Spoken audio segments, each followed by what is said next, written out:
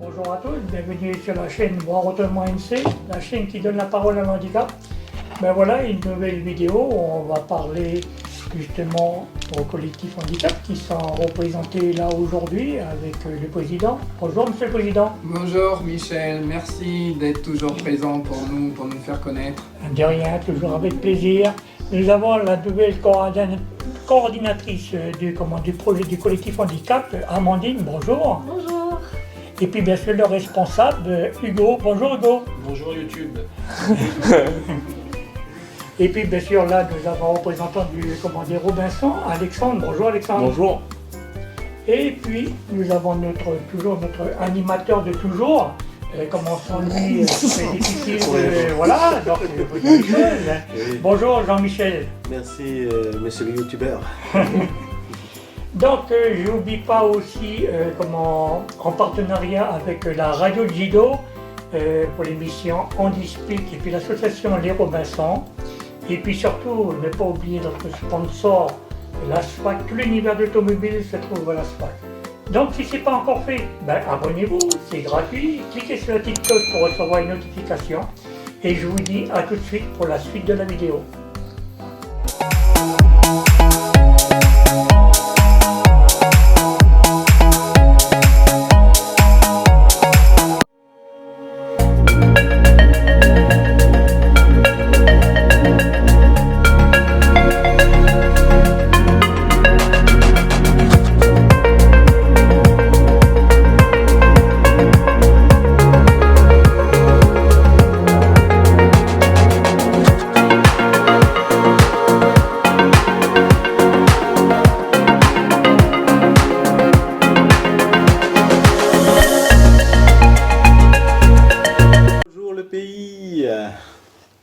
Bonjour la famille à l'écoute. Voilà, c'est une nouvelle émission Handispic sur la radio Jido. Encore un grand merci à vous d'être toujours fidèles le premier samedi de chaque mois avec l'association Les Robinsons.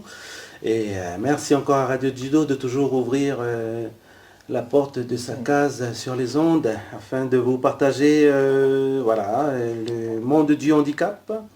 Le monde du handicap que vous découvrez, continuez toujours à découvrir depuis 2015 que cette émission existe. Encore un grand merci à la famille Jido de toujours nous permettre de partager ce moment avec vous.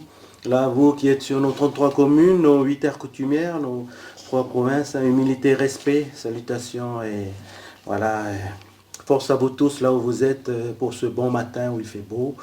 Voilà, on est sur la radio Jido.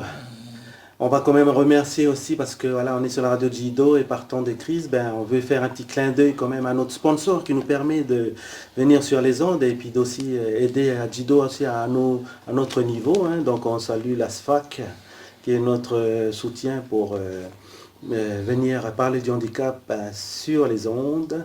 Merci aussi à l'équipe des Robinsons, toujours fidèle au poste ici. Bonjour Alexandre. Bonjour. Voilà, Alexandre qui fait partie des jeunes là et qu'on forme petit à petit à l'animation, vous l'avez déjà entendu. Le petit frère, comme ça, on forme aussi nos petits jeunes pour faire de l'animation radio. Cette émission, elle sert aussi à ça, travailler l'estime de soi pour venir devant la radio et parler au pays. Voilà, c'est toujours une joie, On salue aussi le youtubeur parce que voilà, vous ne nous voyez pas, vous nous entendez, mais en même temps, après... vous pouvez voir cette émission en podcast là sur la chaîne YouTube partenaire Voir Autrement NC. Voir Autrement NC, on salue le grand frère Michel Boulanger qui nous permet d'avoir beaucoup de reportages dédiés au handicap. Voir Autrement NC, n'oubliez pas NC parce que sinon vous allez atterrir à Helsinki ou à Botafogo ou je ne sais pas où là. Voilà, donc merci aux youtubeurs. Et ce matin, c'est un thème récurrent qui revient chaque année. On est obligé de faire toujours venir cet invité-là, cette institution-là, parce que c'est un de nos outils du front de lutte du handicap. Et chaque année, ça nous permet de faire le point aussi avec l'équipe là du collectif handicap. On remercie le collectif handicap d'être avec nous ce matin. Monsieur le Président Jean, merci d'être là. Bonjour, merci en tout cas de nous inviter pour pouvoir parler du handicap. Voilà, le président Jean, il est accompagné de Amandine et Hugo, là, les techniciens du collectif handicap. Merci à tous les deux, là, les jeunes, d'être là. Bonjour, merci à vous de nous recevoir. Bonjour. Voilà, on a des nouveaux là aussi au niveau du front de lutte pour le handicap. Là, on va les découvrir ce matin. Ils sont sous la houlette du président Jean. Et puis, vous connaissez déjà le collectif handicap, mais le collectif handicap, on le fait venir chaque année parce que les dossiers en cours qui concernent la communauté du handicap dans le pays, ça évolue, ça avance. Et qui de mieux que le collectif pour mieux nous en parler, nous faire des retours, comme ça vous vous tenez aussi au courant de comment ça se passe sur le front de lutte. Après, si vous voulez faire des ressentis, parler ou dire, poser des questions aussi, vous pouvez aussi appeler le standard au 36 70 01. 36 70 01 pour partager éventuellement avec le collectif handicap si vous avez des interrogations ou des interpellations. Voilà. Donc on va commencer tout de suite le petit partage avec la famille là. Le président Jean, il va nous représenter quand même ce que c'est que le collectif handicap, son historique et tout. Qu'est-ce que c'est? Parce que voilà, ça reste une institution, mais qu'est-ce que c'est aussi? Alors, oui, effectivement, le collectif handicap, c'est une institution, entre guillemets. En tout cas, elle est nécessaire puisqu'elle regroupe une quarantaine d'associations, de membres et de personnes individuelles concernées de près par leur situation de handicap, ou les associations qui regroupent un certain nombre d'adhérents qui sont en situation de handicap. Donc ce collectif avait été créé en 2004 sous la pulsion de quelques associations parce qu'ils trouvaient que sur le terrain, le secteur n'avançait pas, les institutions étaient encore très frileuses en matière de handicap, et donc la constitution du collectif a permis de booster un petit peu le secteur, et notamment la loi de 2009, celle qui régit vraiment l'ensemble des règles et des mesures pour le secteur du handicap et du régime du handicap, appelé RHP1. Donc c'est sous cette impulsion que la loi de 2009, qui était basée sur celle de 2005 de métropole, a vu le jour. Et donc à ce jour, on est toujours régi par cette loi de pays de 2009. Évidemment, elle demande à être rafraîchie. Donc c'est ce qui est en train de se faire en ce moment par le gouvernement, sous l'impulsion du membre du gouvernement en charge du handicap, M. Thierry Santin. Donc il y a plusieurs ateliers de travail actuellement pour rénover, revoir un petit peu l'ensemble des textes, puisque beaucoup de choses ont évolué depuis. Alors le collectif handicap est là pour recevoir les personnes, informer les personnes et surtout défendre les droits des personnes en situation de handicap. Donc nous avons beaucoup de chantiers. J'aurai peut-être l'occasion tout à l'heure de donner quelques-uns, mais nous n'arrêtons pas. C'est un combat permanent. Et malheureusement, la Nouvelle-Calédonie, déjà la métropole est un peu en retard, je ne vais pas dire de 20 ans, mais presque sur les pays anglo-saxons. Mais la Calédonie, elle est encore beaucoup plus en retard. Donc nous avons encore beaucoup de choses à faire, beaucoup de travaux, mais on ne désespère pas parce que les choses avancent. Jean, justement, je veux dire, malgré ça, ce retard et tout, mais est-ce qu'on peut quand même dire que grâce à cette loi de 2009, les choses ont quand même évolué pour le handicap? Je veux dire, par exemple, le handicap quand même, c'est une économie dans le pays. C'est notamment par exemple des sociétés d'aide à domicile qui ont été créées grâce à cette loi. Le handicap, c'est un impact quand même, non? Oui, absolument. C'est ce que je disais. La loi de 2009 a permis d'impulser un petit peu ce secteur. Et donc, on a vu naître des établissements, on a vu naître des entreprises d'aide, aussi bien pour le handicap que pour les personnes âgées, puisque pour la dépendance. Et oui, voilà, donc, pour tout ce qui est accompagnement des personnes... Le handicap a permis à créer des emplois. Oui, alors absolument. Autant que la mine aussi. Oui. Alors pas autant. Oui, mais quand même. Mais c'est un secteur qui demande justement un certain nombre de personnes pour le faire avancer. Oui. Il y a beaucoup d'établissements. Les associations, pareil. Alors malheureusement, il y a beaucoup de bénévolat dans le secteur du handicap, mais on est obligé, puisque si on veut réellement s'occuper de ce monde de citoyens, le bénévolat prend une place très très très importante. Donc, pardon Jean, mais le bénévolat, oui, il est présent, mais en même temps, on en a encore besoin. Ah mais Là, absolument. il faut qu'on lance un appel aussi. Oui. Alors, Il n'y en a pas assez en fait. alors, malheureusement, notre jeunesse, elle commence à s'affaiblir en nombre, hein, et que la population de Nouvelle-Calédonie est une population vieillissante. Démographie, oui. Et donc, puisque les jeunes ne font plus d'enfants, ils pensent à vivre leur vie. Et donc, du coup, il n'y a pas de renouvellement de la population. Et aujourd'hui, dans les associations, on trouve en termes de bénévolat beaucoup de personnes âgées. Mais elles sont là depuis un certain nombre d'années, donc elles sont fatiguées. On pense à la relève, il n'y a pas assez de relève. La relève n'est pas encore là. Donc aujourd'hui, je fais un appel. Venez nous rejoindre, n'ayez pas peur. C'est une grande famille où on s'amuse bien, on rigole bien, on fait beaucoup de choses. Puis humainement parlant quand même. Hein. Oui, humainement parlant, il y a de beaux partages à partager avec cette communauté-là. Quand même. Absolument, mais venez découvrir, vous verrez qu'on fait beaucoup de choses. Alors, on a les deux petits jeunes là, qui sont là aussi, là, Hugo et Amandine. Merci à vous deux d'être là. Par rapport à cet univers de l'handicap, là, vous le découvrez ou vous avez déjà eu des expériences auparavant sur d'autres thèmes qui a trait à la communauté du handicap dont vous vivez? Alors, en ce qui me concerne, je découvre le secteur du handicap. Je n'avais jamais travaillé dans ce secteur-là auparavant. Néanmoins, si j'ai voulu rejoindre le collectif handicap, c'est pour des raisons personnelles qui me tenaient à cœur. Puisque j'ai une personne, il s'agit de ma grande sœur qui est en situation de handicap. Donc j'ai été forcément sensibilisée au handicap depuis toute petite. Eh oui, eh oui.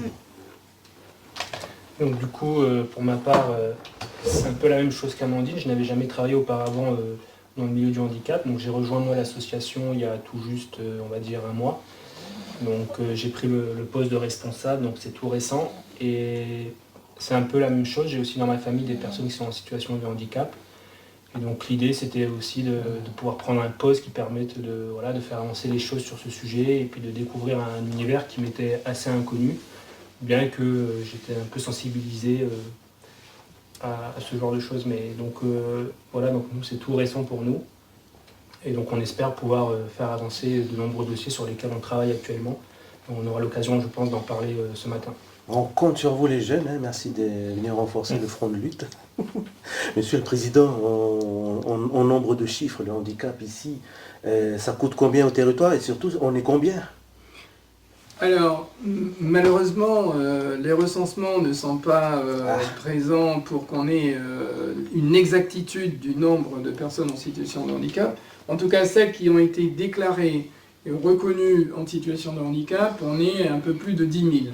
Donc, sur ces 10 000, moi je m'occupe beaucoup d'insertion professionnelle pour des travailleurs handicapés, pour les TH. Il y a 4 500 personnes de ces 10 000 qui sont travailleurs handicapés, donc en attente que l'on puisse les faire travailler. Et 517 seulement personnes travailleurs handicapés travaillent. Donc vous voyez qu'il y a encore beaucoup d'efforts, puisqu'il y a une obligation d'emploi des personnes pour les entreprises à partir de 20, donc c'est-à-dire 21 personnes, 21 salariés. On est encore un peu loin de la participation des entreprises qui préfèrent, puisqu'il y a deux possibilités, hein, c'est soit embaucher, soit verser une contribution, et qui préfèrent verser la contribution. Alors, bon, malheureusement, on a un fonds qui est important, parce qu'il n'est pas suffisamment utilisé.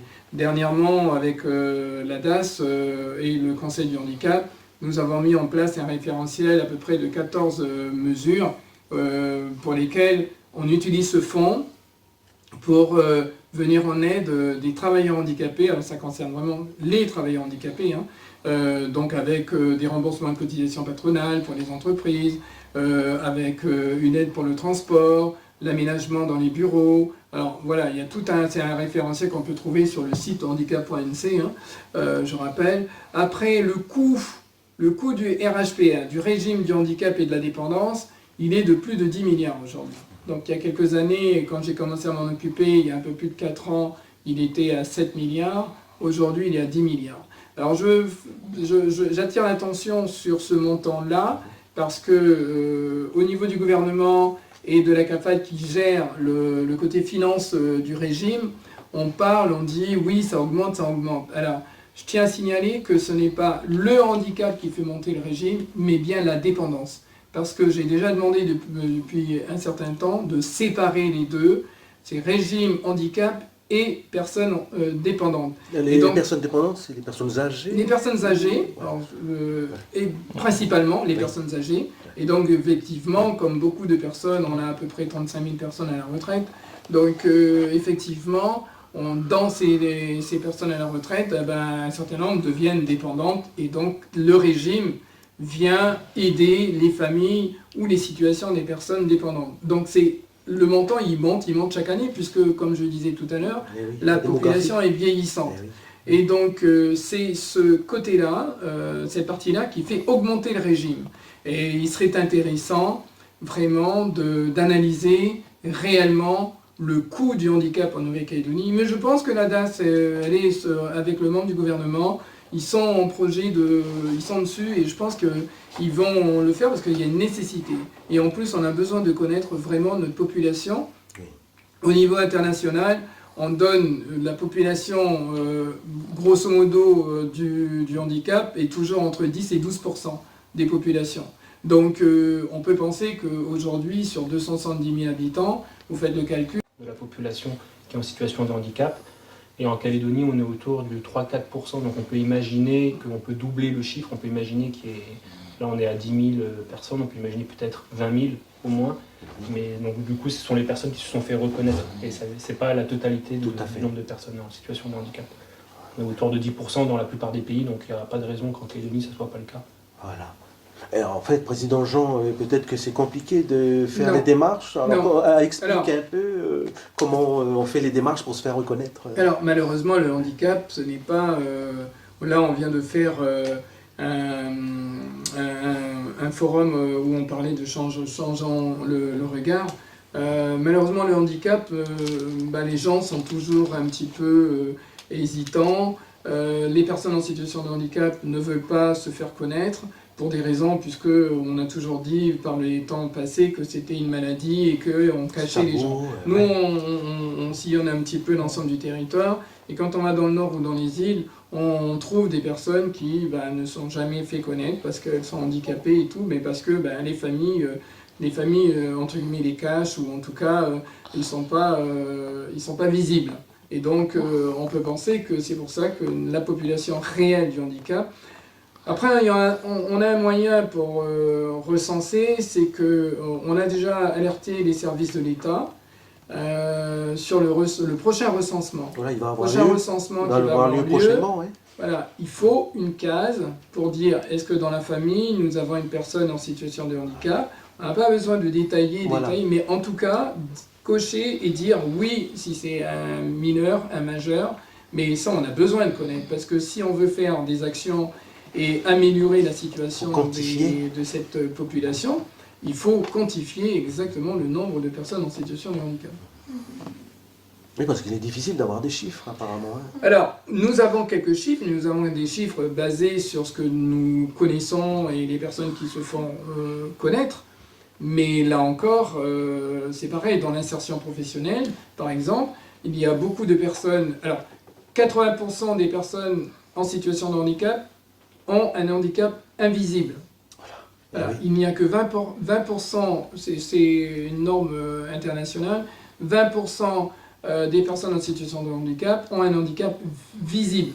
Mais tout le reste, ceux qui sont invisibles, bien souvent, ils se taisent lorsqu'ils trouvent un emploi ou autre, parce qu'ils ne veulent pas subir des conséquences négatives après, et on le vit tous les jours ça, donc dès qu'on présente une candidature d'une personne en situation de handicap, même si c'est un petit handicap, on a toujours un frein de la part des entreprises. Alors c'est pas la majorité, mais les gens sont réticents pour... Il y a des préjugés, et donc du coup c'est compliqué, c'est difficile. Les préjugés du style, parce que aussi il faut que la personne en situation de handicap elle soit productive aussi pour l'entreprise, donc c'est Peut-être ce côté productif aussi. Moi, je peux faire le pari.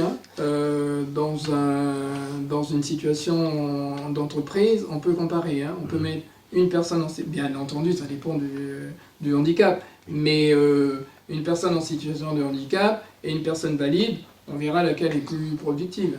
On a souvent des surprises. Et les entreprises, en tout cas, qui embauchent des personnes en situation de handicap, jusqu'à aujourd'hui, sont très satisfaites. Je n'ai pas de mémoire entendu des entreprises dire bah non, c'est nul, c'est pas intéressant.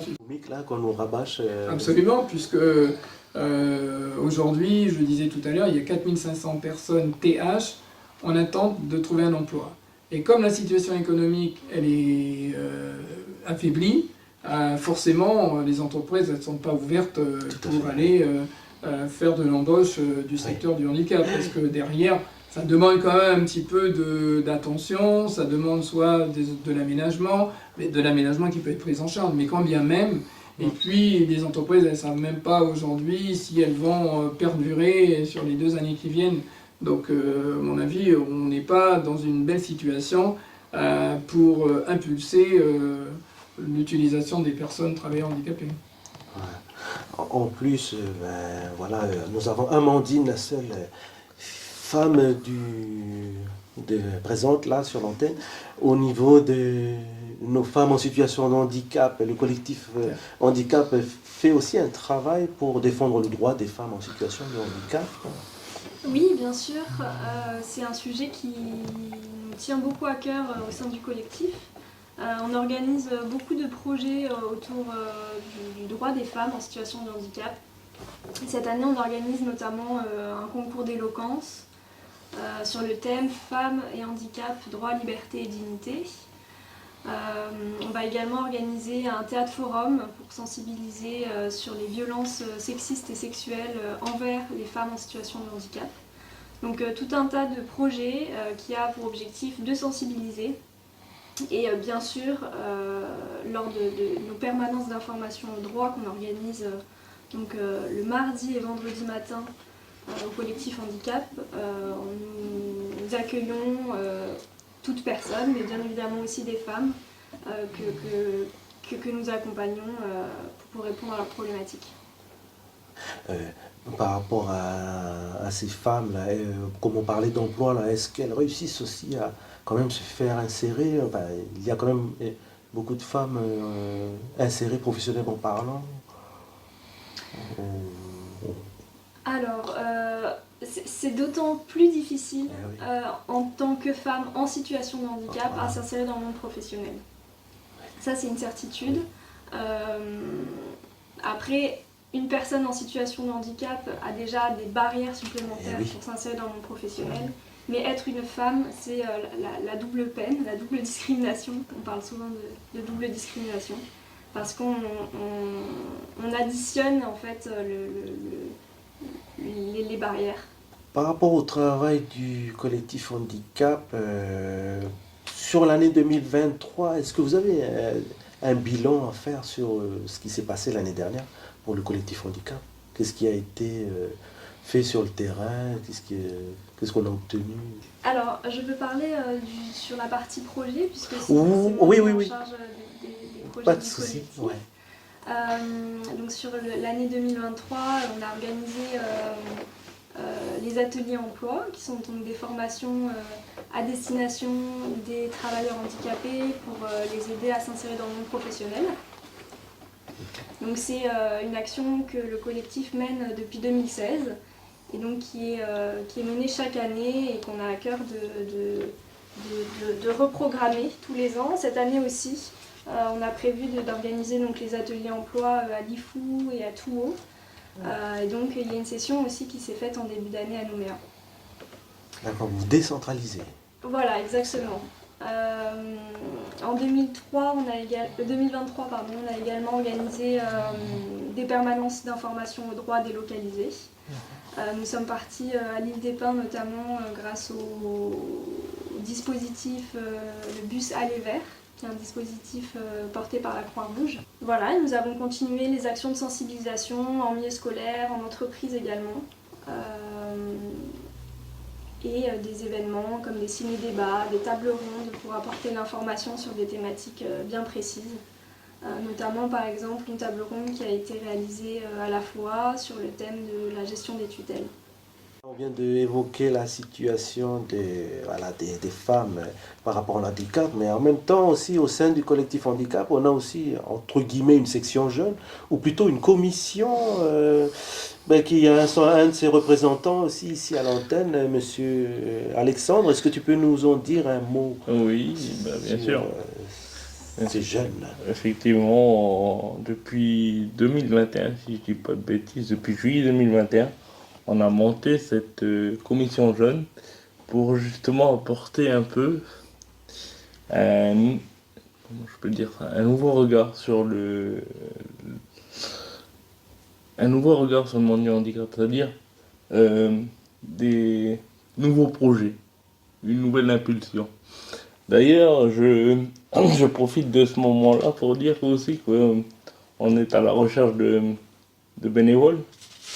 Car normalement, on peut aller jusqu'à 15 dans cette fameuse commission.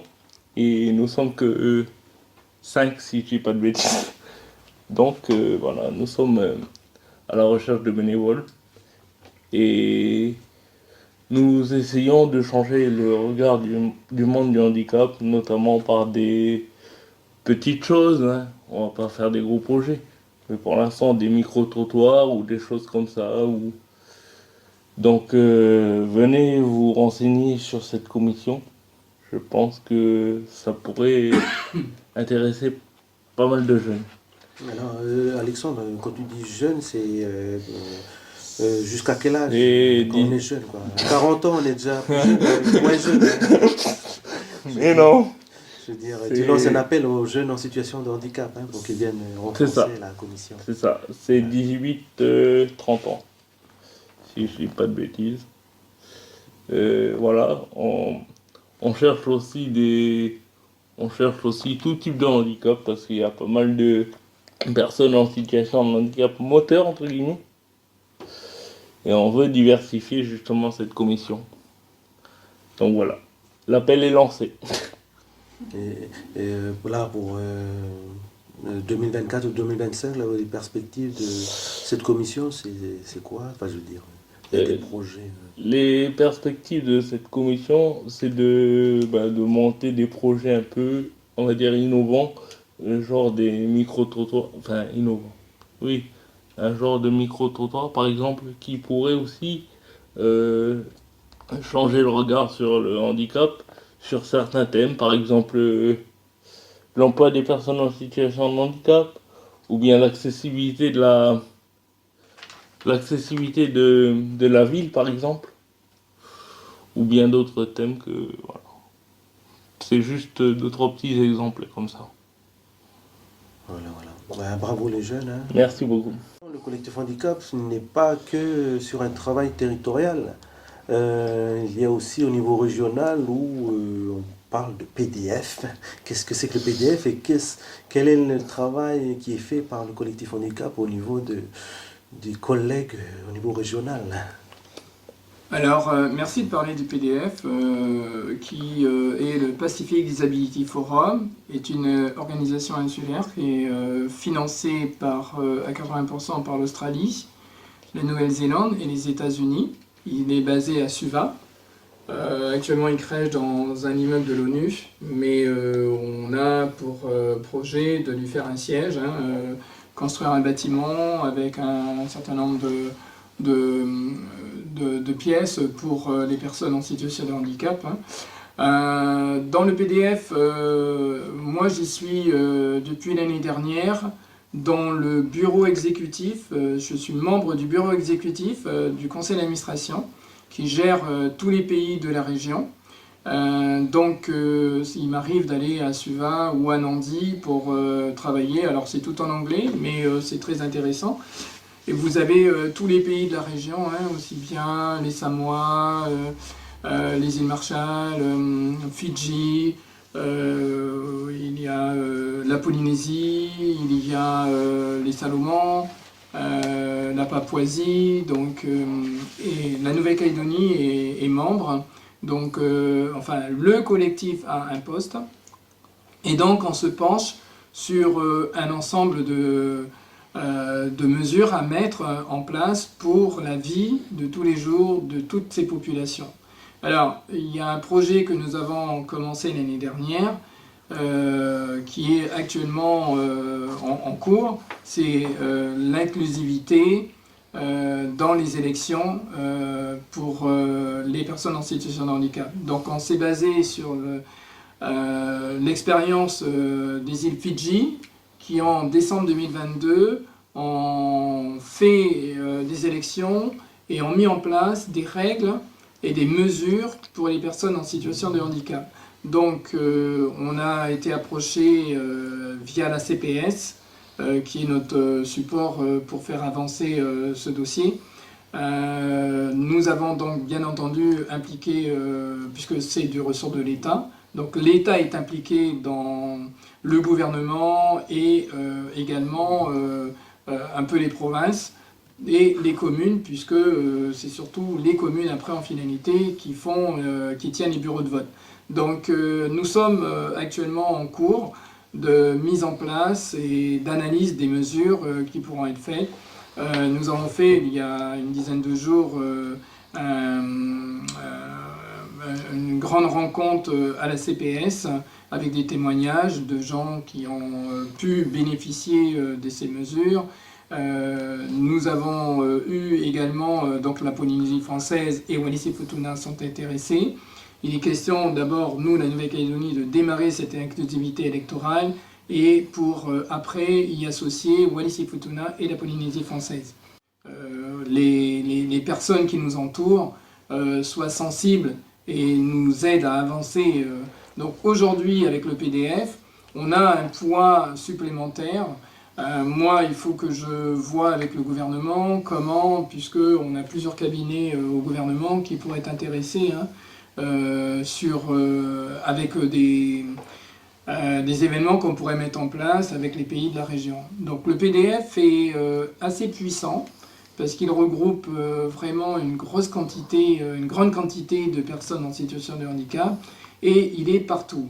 Et il y a une règle maintenant au PDF qui est de dire il n'y a rien sur nous sans nous.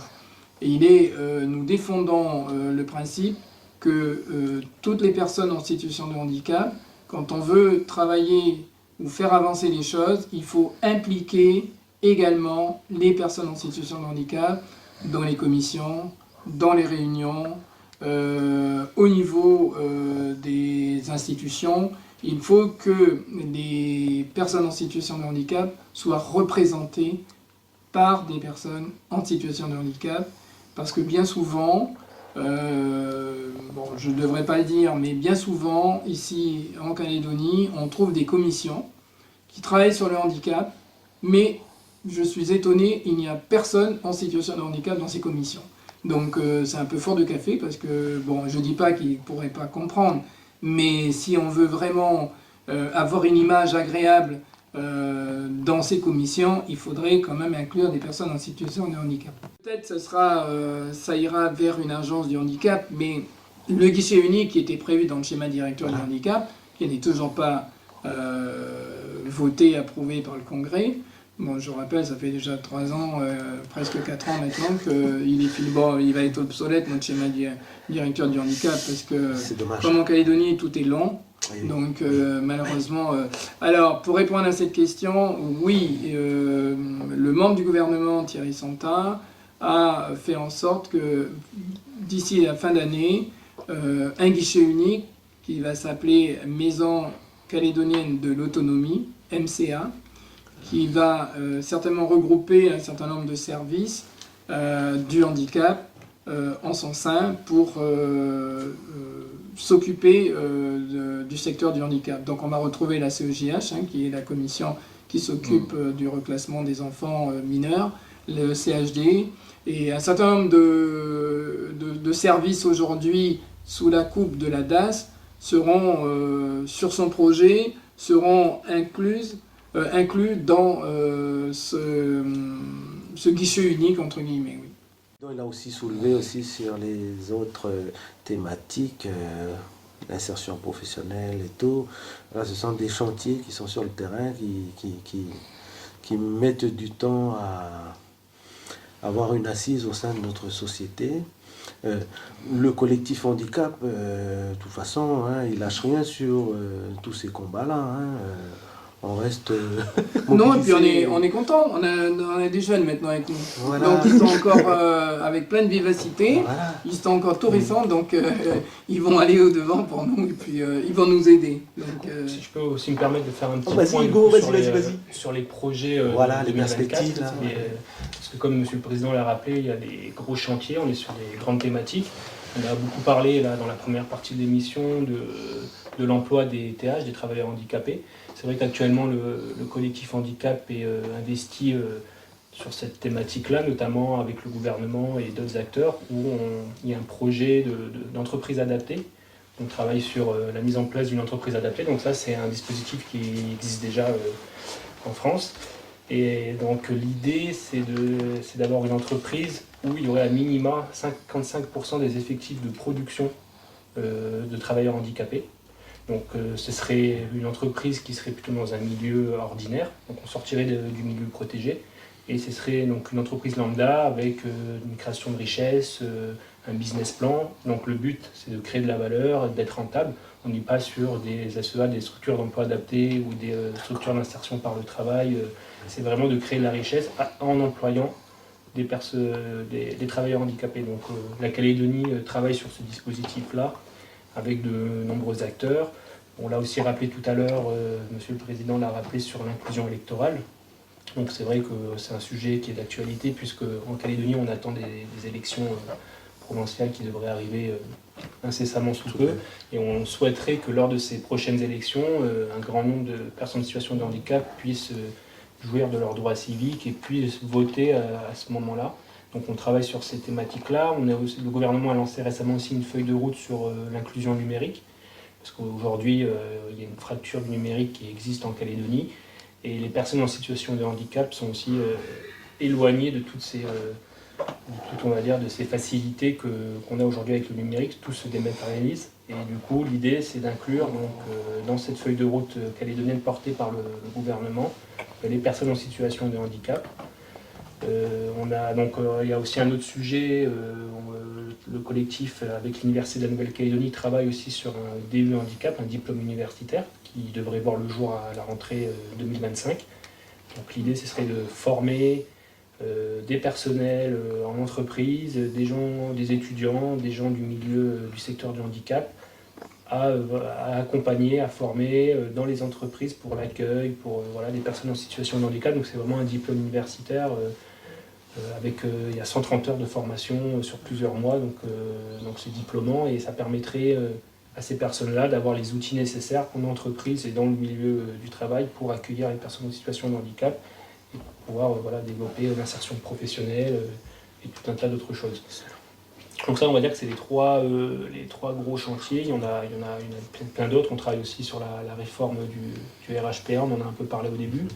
C'est-à-dire que aujourd'hui, il y a le régime d'aide qui existe, avec tout un tas d'allocations sur le transport, l'hébergement, l'accueil de jour, les allocations personnalisées. Et aujourd'hui, le collectif souhaite développer, souhaite améliorer cette législation-là, parce qu'il y a des choses, il y a eu des manquements, il y a des choses qui ne conviennent pas. Donc on travaille aujourd'hui avec le Congrès.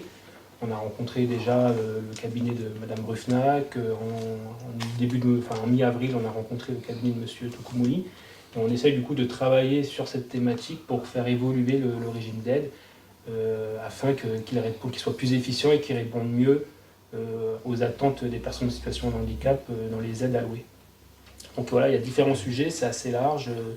Il y en a aussi bien d'autres sur lesquels on travaille, notamment l'insertion des TH dans la fonction publique. Il y en a deux. Ils sont très nombreux et on est assez investi sur ces missions-là. Ça, c'est les gros chantiers 2024. Et puis après, on a aussi la partie projet que Amandine a évoquée.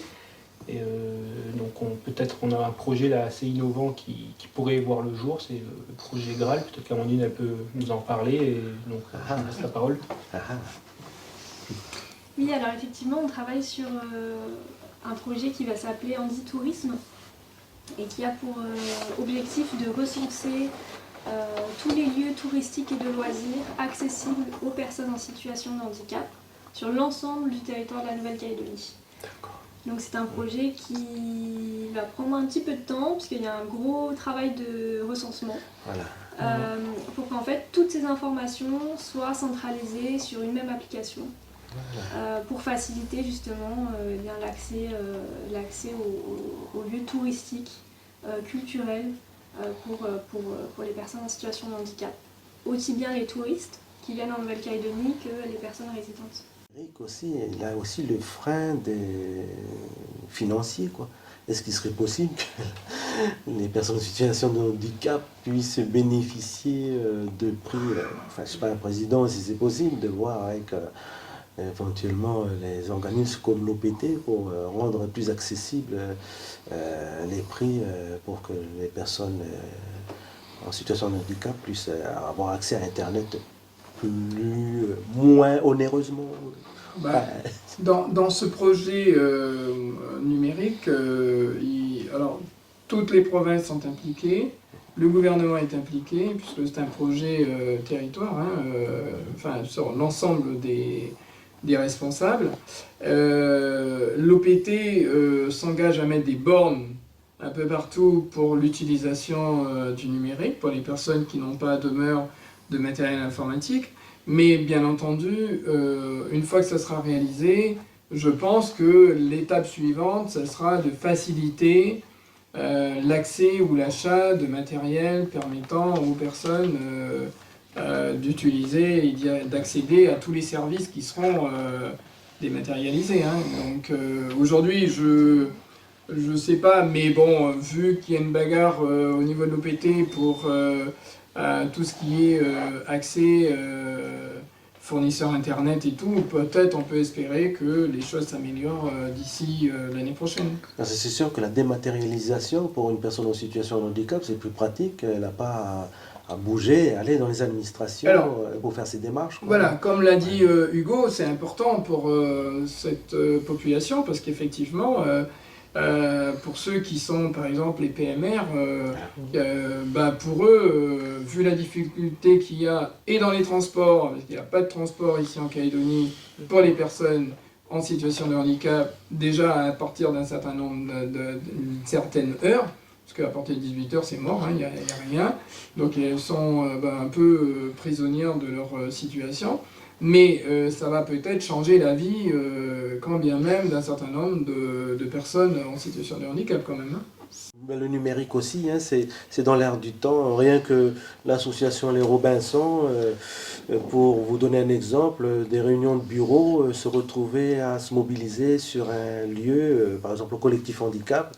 Les collègues nous prêtent leur salle, mais les Robinsons, c'est quelques membres de bureau en fauteuil roulant et on ne peut pas se mobiliser tout le temps. Donc on utilise les visioconférences pour chacun chez soi et se faire nos réunions et papoter comme ça pour faire avancer les dossiers, même au niveau de nos associations. C'est on est aussi dans l'ère du numérique au niveau des associations, du handicap. On avance comme ça.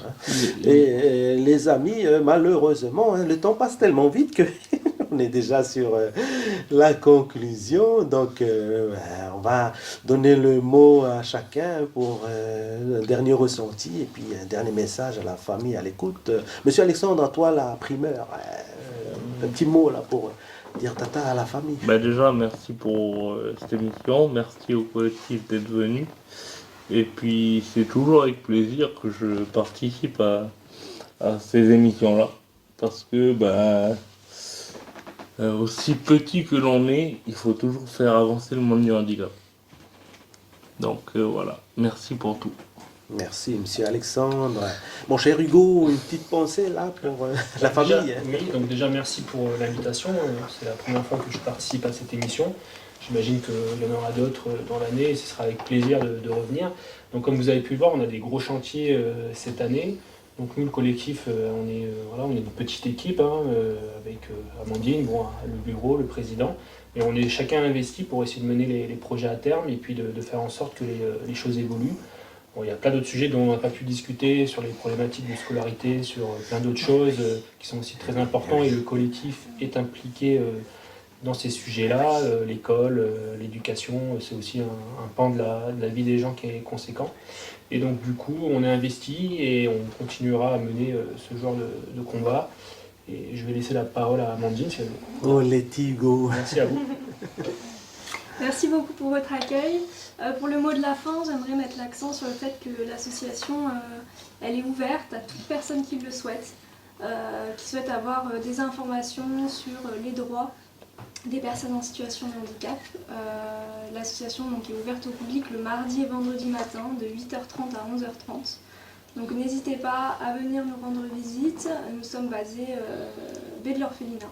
Le téléphone et le mail? Oui, alors pour les personnes qui souhaitent nous contacter par téléphone, vous pouvez nous contacter au 24 03 01 ou à l'adresse mail secrétariat@collectif-du6 handicap avec un s.com.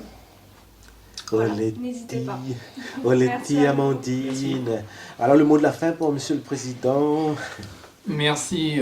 En conclusion, hein, je remercie comme d'habitude Radio Didio, je remercie l'équipe qui nous a accompagnés, hein, la technique également. Et je dirais que le vrai handicap n'est pas celui qui réside dans la différence physique, mentale, intellectuelle ou sensorielle, mais plutôt dans les barrières et préjugés qui entravent la pleine participation et l'inclusion des personnes en situation de handicap. Et donc, et je redis encore une fois, il n'y a rien sur nous sans nous. Donc, merci à Radio Didio qui nous permet de nous exprimer, de nous faire connaître. Et j'espère qu'effectivement, comme l'a dit Hugo, nous reviendrons avec plaisir pour parler de nous dans votre émission. Merci à tout le monde de Radio Didio. Voilà la famille, voilà qui conclut notre émission. Hein. Encore un grand merci à Radio Dido pour son antenne qu'elle nous ouvre chaque premier samedi du mois. On va vous donner rendez-vous pour le prochaine émission, pour le mois prochain. Mais sinon la famille, on vous quitte, mais en même temps, on parle de handicap là. Il y a un fléau quand même qui touche quand même ce pays et qui nous amène des nouvelles personnes dans cette communauté du handicap, c'est les accidents de la route. Donc vous êtes priés s'il vous plaît là quand vous prenez la route d'être prudent et puis c'est celui qui ne boit pas qui conduit, donc veillez sur vous sur la route, prenez soin de vous et on compte sur vous pour le prochain rendez-vous, premier samedi du mois prochain. Oh Letty. Merci Monsieur le Président. Merci. Merci. Olé. Au revoir.